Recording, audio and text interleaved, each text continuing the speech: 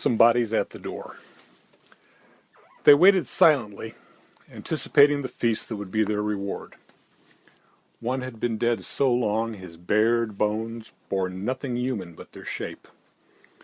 The second was fresher, but only in the death relative sense that tatters of cloth flapped against sundered flesh. Compared to them, an observer would have thought the vampire out of place. Observers didn't matter. The trio knew she had brought them together. Hurry, each thought. This isn't the end of the night for us. Claire heard something, perhaps. With her hearing failing, she'd taken to turning the volume on the television louder in the evening. It masked sounds from outside the room. There, a rapping sound. Actually, a bird-like rapping-tapping combination. Now, where? She rummaged through her memory, a task that had admittedly become harder in the years since her Thomas had been taken from her to be with God. Age should be visited on the young, she said to the room, and youth granted to the old. A chuckle elicited a mild cough. Note to self. Ask doctor if an 85-year-old woman should quit smoking. Another chuckle, another light catch of her breath. Where? Not the back door, she'd never hear a knock on it, through the mudroom door, the kitchen, not over the television. A window? The sound was wrong, even in the cobweb-covered trunks that filled her head these days. God knew she'd welcome a peeping Tom just for the diversion and attention after 10 years of living alone, but the front screen door. Of course, you silly old woman. The inside door is open, and the screen door fits loose in the frame. Someone's knocking at the front door. They waited silently, and if they understood waiting, they had trouble right this moment with silence.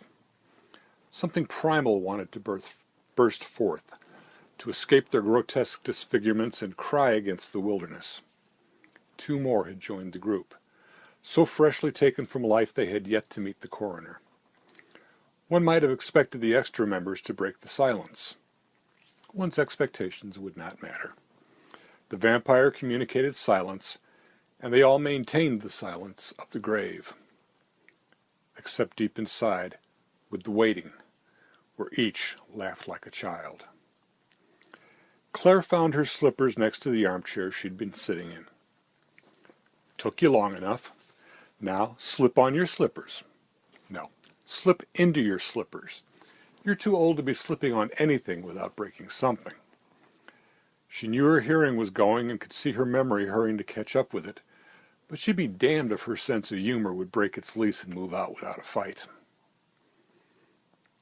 They waited silently, but grew impatient. Perhaps nobody lived here? No, that couldn't be right. The vampire knew where to bring them. Their silence didn't break, but the silence enveloping them did. A shuffling sound reached them, grew more distinct, seemed closer. It felt ancient.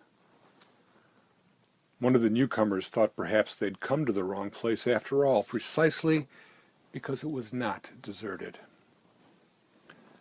Claire's slippers made a whispering noise on the old wood of the floor, a light snuffling sound as if something part animal searched with its nose.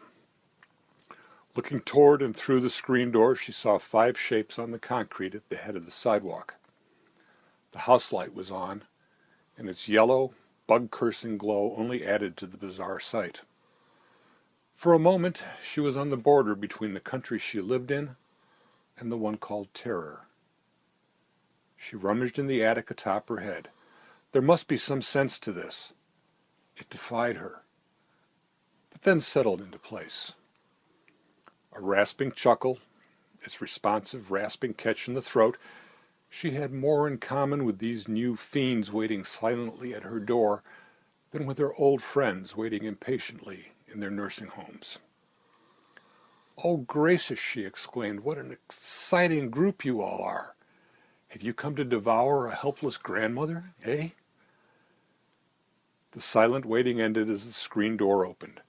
The 5 clamor-crowded close to Claire reaching as one toward her in the old bony hand that dipped into a large bowl. "Trick or treat," came the ragged chorus from the children.